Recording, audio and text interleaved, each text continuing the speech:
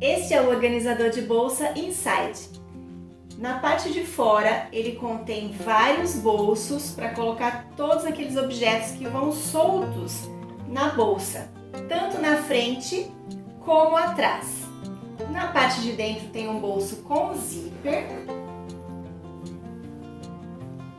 e mais 2 compartimentos para deixar tudo bem organizado. Na lateral nós temos um mosquetão para pendurar as chaves. Nessa aula vamos trabalhar com tecido, com plástico, com telinha. Vamos trabalhar com debrum para o acabamento dos bolsos e toda a costura interna embutida, sem viés.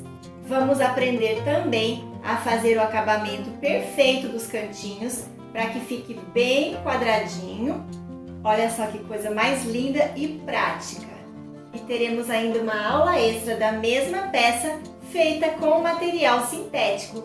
E esta peça, tanto em tecido quanto em sintético, você vai poder confeccionar comigo utilizando a máquina doméstica. Chega de bagunça dentro da bolsa.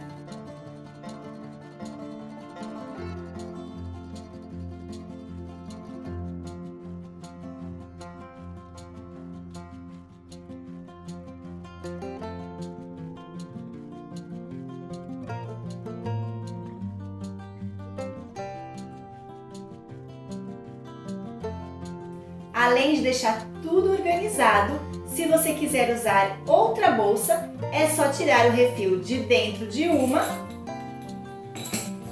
e colocar em outra. Então vamos juntas fazer essa peça.